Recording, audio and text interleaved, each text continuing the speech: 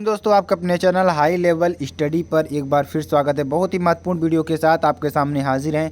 यहाँ पर देखिए कक्षा 10 हिंदी का जो मोस्ट इम्पोर्टेंट क्वेश्चंस है मेरे प्यारे बच्चों, उन सभी क्वेश्चंस की यहाँ पर बात करने वाले हैं और आपको एकदम बेहतरीन तरीके से बताने वाले हैं मेरे प्यारे बच्चों। आपको बस हमारे साथ जुड़े रहना है, साथ ही साथ इस चैनल को सब्सक्राइब करके रखना है क्योंकि आपको इस यहाँ पर देखिए कक्षा 10 का जितने भी इंपॉर्टेंट क्वेश्चंस होंगे आपके सारे क्वेश्चंस हम बताने का यहाँ प्रयास करेंगे मेरे प्यारे बच्चों। ठीक है, चलिए स्टार्ट करते हैं वीडियो को। उससे पहले आप सभी लोग क्या जान लीजिए, इसकी पीडीएफ भी आपको मिल जाए। कहाँ मिलेगी? हाई लेवल स्टडी का जो ऑफिशियल क्या है टेलीग्राम चैनल है, वहाँ से आपको इसकी पीडीएफ मिल जाएगी। ठीक है, तो वहाँ से जा करके आप लोग सभी लोग डाउनलोड कर लेना, लिंक डिस्क्रिप्शन में आपको दिया जाएगा।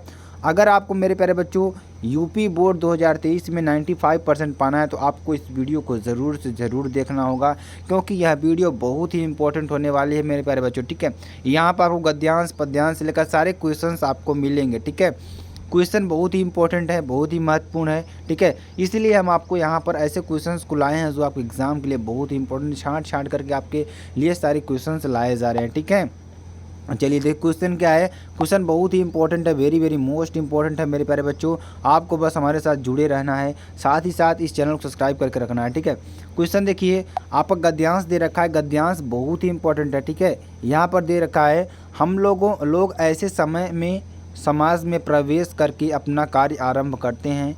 हमारा चित्त कोमल और हर तरह का संस्कार ग्रहण करने योग्य रहता है। हमारे भाव अपरिमार्जित और हमारी प्रवृत्ति अपरिपक्व रहती है। हम लोग कच्ची मिट्टी की मूर्ति के समान रहते हैं, जिसे जो जिस रूप का चाहे उस रूप का करे, चाहे राक्षस बनावे चाहे देवता। ऐसे लोगों का साथ करना हमारे लिए बुरा है जो हमसे अधिक दृढ़ संकल्प के हैं, क्योंकि हमें उनकी हर एक बात बिना विरोध के मान लेनी पड़ती है। ठीक है, और देखिए ध्यान दीजिएगा, पर ऐसे लोगों का साथ करना और बुरा है जो हमारी ही बात को ऊपर रखते हैं, क्योंकि ऐसी दशा में न तो हमारे ऊपर कोई दबाव रहता है और न ही हमारे लिए कोई सहारा। ठीक है, तो क्वेश्चन देखिए, इसमें क्वेश्चन किस तरीके से पूछता है मेरे प्यारे बच्चों। यहाँ पर क्वेश्चन देखिए 3 क्वेश्चन आपको पूछ रहा है। उपरोक्त गद्यांश का संदर्भ लिखिए और गद्यांश के रेखांकित अंश की व्याख्या कीजिए, या लेखक के अनुसार हमें किन लोगों की संगति में नहीं रहना चाहिए। ठीक है, तो इसका आंसर आपको बताना है मेरे प्यारे बच्चों। चलिए आपको अच्छी तरीके से समझाने का प्रयास करते हैं, बताने का प्रयास करते हैं। ठीक है, इसका संदर्भ देखिए क्या है। संदर्भ बहुत ही इंपॉर्टेंट होता है, आप सभी लोग संदर्भ जरूर लिखिएगा। ठीक है, तो संदर्भ यहाँ पर देखिए, संदर्भ क्या है। संदर्भ प्रस्तुत गद्यांश हमारी पाठ्यपुस्तक के गद्य खंड में संकलित मित्रता नामक पाठ से लिया गया है। इसके लेखक कौन हैं? आचार्य रामचंद्र शुक्ल हैं। कौन है? आचार्य रामचंद्र शुक्ल जी हैं। ठीक है, तो ये बहुत ही इंपॉर्टेंट है। ठीक है, तो चलिए आगे आपको बताते हैं। आगे बहुत ही इंपॉर्टेंट चीज़ आपके लिए बहुत ही महत्वपूर्ण है। ठीक है, यहाँ पर देखिए, अभी देखिए रेखांकित अंश की व्याख्या यहाँ पर करेंगे।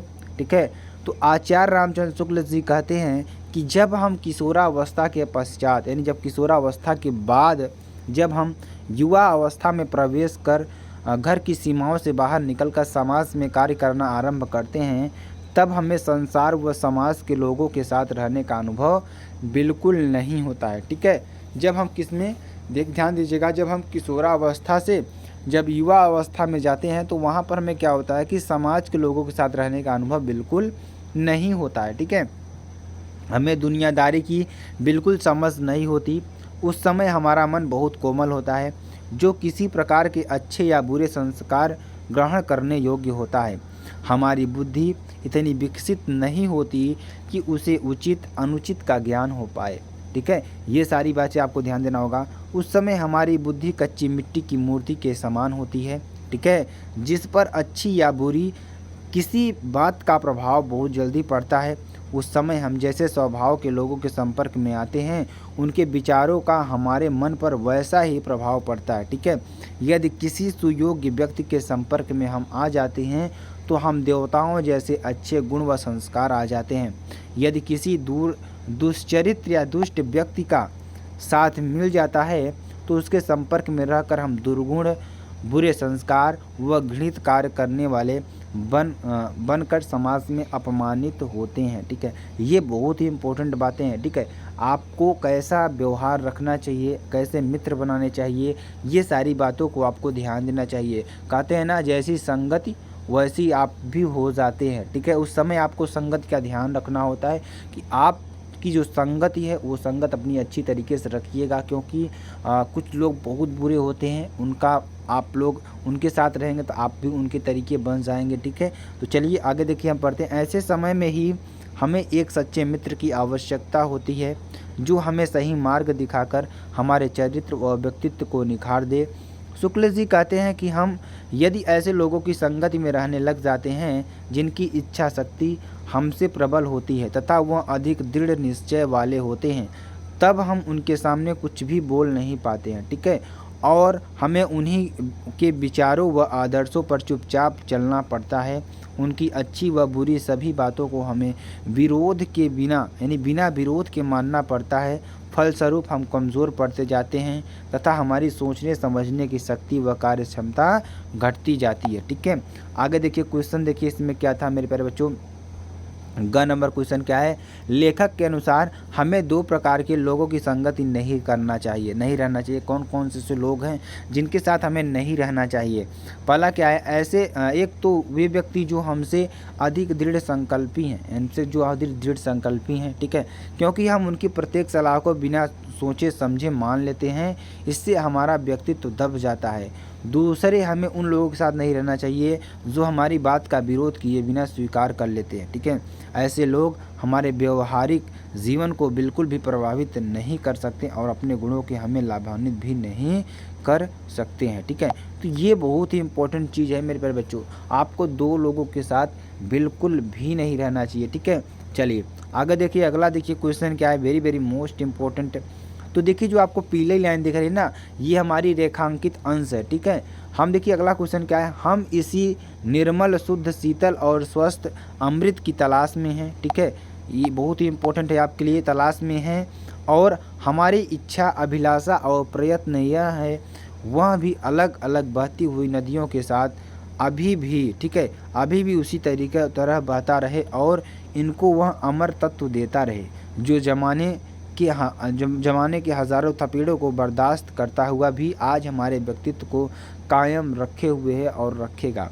तो चलिए इस गद्यांश की पहले देखिए क्वेश्चन क्या पूछ रहा है, उसके बारे में चर्चा करते हैं। यहाँ पर क्वेश्चन क्या है, उपयुक्त गद्यांश का संदर्भ लिखिए और रेखांकित अंश की व्याख्या कीजिए। हमारे अस्तित्व को कौन कायम रखे हुए है, इसकी भी चर्चा यहाँ पर करने वाले हैं, ठीक है। चलिए क नंबर क्या है, ध्यान दीजिएगा। संदर्भ जो है, प्रस्तुत गद्यांश हमारी पाठ्यपुस्तक के गद्य खंड में संकलित पाठ भारतीय संस्कृति से उद्धृत है।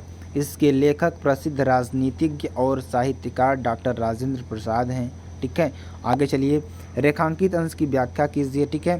तो रेखांकित अंश की व्याख्या करेंगे। डॉक्टर राजेंद्र प्रसाद जी कहते हैं कि भारतीय संस्कृति के विशाल सागर में आकर गिरने वाली जाति, धर्म, भाषा आदि नदियों में एकता का जल अमृत की भांति बह रहा है, परंतु आज यह जल राजनीतिक स्वार्थ, आतंकवाद, धार्मिक कट्टरता आदि के कारणवश मैला होता जा रहा है। हमें आज भी उस अमृत तत्व की तलाश है जो सदियों की पूर्व प्रवाहित होता है। धन का मतलब कि आज भी हमारा क्या है कि जो स्वार्थ है, हमारा स्वार्थ के लिए लोग कुछ भी कर जाते हैं आपके साथ, तो उनके साथ देखिए ऐसा भी आपके लिए होता है ना, जो बहुत पहले से चला आ रहा है, ठीक है। पहले भी लोग स्वार्थ के लिए एक दूसरे को मारते पीटते थे, ये भी सारी चीज़ें यहाँ पर दिखाई जा रही हैं। लेखक कहता है कि हमारी इच्छा यह है, उसकी इच्छा क्या है, ध्यान दीजिएगा, कि सभी लोगों में प्रेम एवं राष्ट्रीयता की भावना का संचार हो। किसमें? प्रेम और राष्ट्रीयता की भावना का संचार हो। यह तभी संभव है जब विभिन्न विचारधाराओं के रूप में इन नदियों में सदैव यह जल अमृत के समान प्रवाहित होता रहे। राष्ट्रीय भावना एवं प्रेम का विशाल रूप ही सनातन धर्म है, ठीक है। भारतीय संस्कृति में विभिन्नता में एकता एक ऐसा अमृत तत्व है जो आज भी विद्यमान है। उसी अमृत तत्व के आधार पर ही भारतीय संस्कृति का भविष्य भी उज्जवल होगा तथा भारतीय संस्कृति का अस्तित्व जो है सदैव विद्यमान रहेगा, ठीक है। चलिए ग नंबर की बात करते हैं।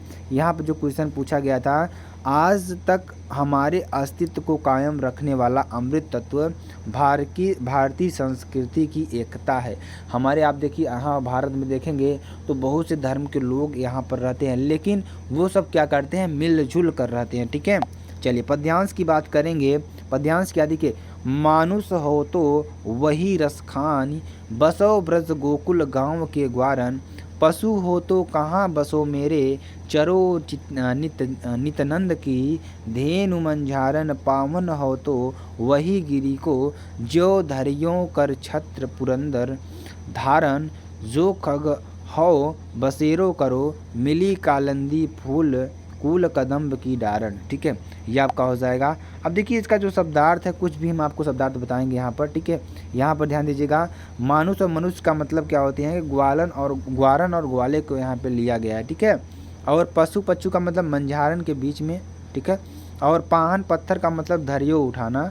ठीक है, पाहन का मतलब पत्थर, धरियो का उठाना, पुरंदर का इंद्र, खग माने पक्षी, बसे। देखिए ये आपको बहुत अच्छी तरीके से हम बता दिए, जो शब्दार्थ है आप इसी तरीके से समझ जाएंगे कि इसमें क्या क्या चीज़ें दी गई हैं। ठीक है, इसकी पीडीएफ आपको हमारे हाई लेवल स्टडी पर आपको मिल जाएगी, वहाँ से आपको इसको डाउनलोड कर लेना है। ठीक है, संदर्भ देखिए, संदर्भ क्या है हमारा, प्रस्तुत पद्यांश रसखान कवि द्वारा रचित सुजान रसखान से हमारी पाठ्यपुस्तक हिंदी के काव्य खंड में संकलित सवैयों शीर्षक से उद्धृत है। ठीक है, चलिए प्रसंग की बात करेंगे।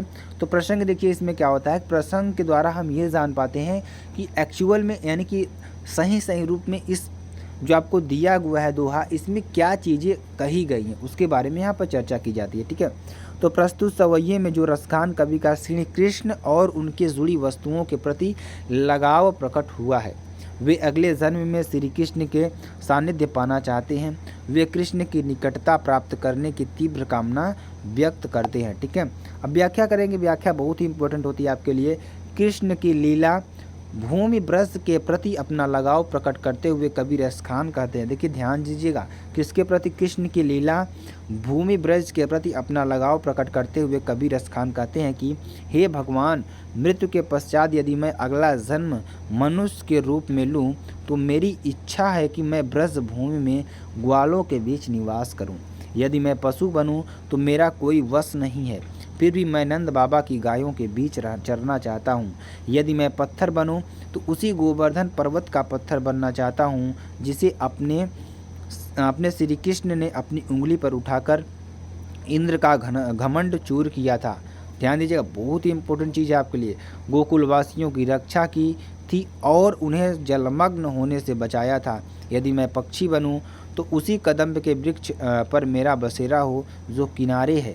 ठीक है, जिसे नीचे श्री कृष्ण रास रचाया करते थे, अर्थात वे हर रूप में अपने आराध्य श्री कृष्ण के ही समीप रहना चाहते हैं। ठीक है, ये आपका हो जाएगा।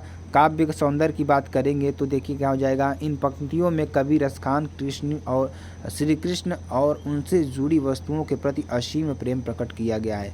अलंकार की बात करें, अनुप्रास अलंकार ब्रजोबस में, गोकुल गाँव, नित्यानंद कालिंदी, इसमें क्या अनुप्रास अलंकार है। ठीक, क्यों, इसमें ब ग न और क वर्ण की पुनरावृत्ति, यहाँ से अनुप्रास अलंकार बनता है। व्याकरण की बात करेंगे, व्याकरण भी आपके लिए कुछ प्रश्न यहाँ पर लाए हुए हैं मेरे प्यारे बच्चों, जो आपके एग्जाम के लिए बहुत ही इंपॉर्टेंट है। ठीक है, तो व्याकरण के कुछ प्रश्न आपके लिए हैं। देखिए यहाँ पर ध्यान दीजिएगा, व्याकरण क्या है, हास्य रस की परिभाषा उदाहरण सहित लिखिए, अथवा हास्य रस की परिभाषा लिखिए तथा उसका एक उदाहरण लिखिए। ये प्रश्न लगभग हर एक साल आपसे पूछा जाता है। और किस तरीके से पूछता है, हास्य रस का अस्थायी भाव लिखिए तथा एक उदाहरण बताइए, ऐसे भी पूछ सकता है। अथवा हास्य रस की परिभाषा एवं उदाहरण दीजिए, ऐसा भी पूछ सकता है। अथवा हास्य रस की उदाहरण परिभाषा लिखिए। ठीक है, ऐसा भी पूछ सकता है। ठीक है, अथवा में क्या पूछ सकता है, हास्य रस की परिभाषा लिखते हुए एक उदाहरण दीजिए आपको। ठीक है, ये आपको पूछ सकता है। ठीक है, तो इस तरीके से जो प्रश्न है, सारे प्रश्नों को आपको पूछा जा सकता है। आगे देखिए क्या है हमारा, परिभाषा किसी भी पदार्थ या व्यक्ति की असाधारण आकृति, वेशभूषा, चेष्टा आदि को देखकर हृदय में जो विनोद का भाव जागृत होता है उसे हास्य कहा जाता है। यह हास्य जब विभाव, अनुभाव तथा संचारी भाव में पुष्ट हो जाता है तो उसे हास्य रस कहा जाता है। ठीक है, चलिए उदाहरण के तौर पर देखेंगे, नाना वाहन नाना बेसा, विहसे शिव समाज निज देखा, को मुखहीन विपुल मुख काहू, बिन पद कर कोहु न पद बाहू। ठीक है, स्पष्टीकरण की बात करेंगे, अस्थाई भाव हास, विभाव क्या क्या है हमारे, आलंबन शिव समाज, आश्रयालंबन स्वयं शिव, उद्दीपन विचित्र वेशभूषा। ठीक है, तीसरे नंबर की बात करेंगे अनुभाव शिवाजी का हंसना, संचारी भाव, रोमांस, हर्ष, चापल्य। यहाँ हास्य की निष्पत्ति हुई है। ठीक है, अब संस्कृत के कुछ प्रश्नों की बात कर लेते हैं मेरे प्यारे बच्चों। यहाँ पर देखिए ग्रामीण शिक्षा के प्रति जागरूक है। ठीक है, तो ग्रामीण शिक्षाम प्रति जागरूक संति। ठीक है, ये आपको यहाँ पर इसका ट्रांसलेशन यानी कि अनुवाद करने के लिए दिया गया है संस्कृत में। हमें देशभक्त होना चाहिए, वयम देशभक्ता भवेम। ठीक है, इसको इस तरीके से कर देना है। विद्या सभी धनों में श्रेष्ठ है, तो विद्या सर्वधनम प्रधानम अस्ति। जन्मभूमि स्वर्ग से भी बड़ी है, तो जन्मभूमि स्वर्गाद अपि गरीयसी। ठीक है, अगला क्वेश्चन देखिए सागर के उत्तर में भारतवर्ष है, तो सागर उत्तर दिशायाम भारतवर्ष अस्ति। तो मेरे प्यारे बच्चों ये कुछ मोस्ट इंपॉर्टेंट क्वेश्चन थे आपके लिए हाई लेवल स्टडी पर। तो आप सभी लोग हमारे चैनल को सब्सक्राइब करके बेल आइकन जरूर दबा लीजिए। फिर मिलते हैं नेक्स्ट वीडियो में नए टॉपिक के साथ, तब तक के लिए जय हिंद जय भारत।